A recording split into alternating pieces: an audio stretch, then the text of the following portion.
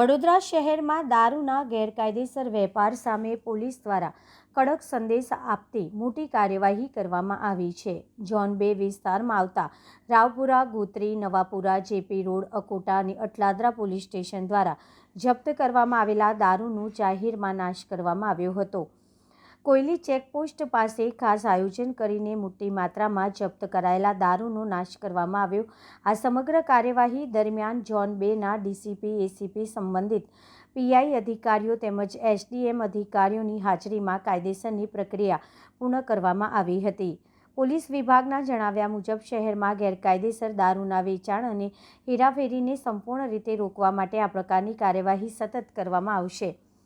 Police અધિકારીઓએ જણાવ્યું કે છેલ્લા કેટલાય સમયથી અલગ અલગ વિસ્તારોમાં દરોડા પાડી મોટી માત્રામાં દારૂ જપ્ત કરવામાં આવ્યો હતો। આ તમામ કેસોની કાયદેસરની કાર્યવાહી પૂર્ણ થયા બાદ આજે જાહેરમાં તેનો નાશ કરવામાં આવ્યો છે।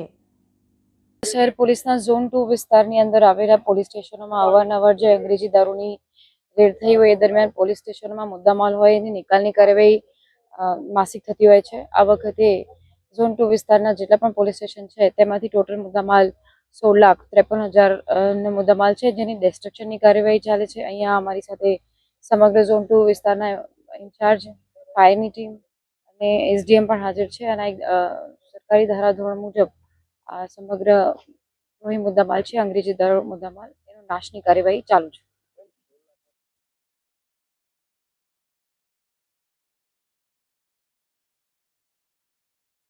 આમાં કેવું હોય છે, આ એવું કંઈ પોલીસ સ્ટેશન વાઇઝ આમાં બાયફર્કેશન ના થાય। જે વખતે રેડ થતી હોય એના રેડ પછી કેસ ચાલતો હોય, કેસ પછી કોર્ટમાંથી સૂચન આવતું હોય, કોર્ટમાંથી પરવાનગી આવતી હોય, એના પછી આખી પ્રક્રિયા થતી હોય, એના પરથી મુદ્દામાલ નાશ થતો હોય છે।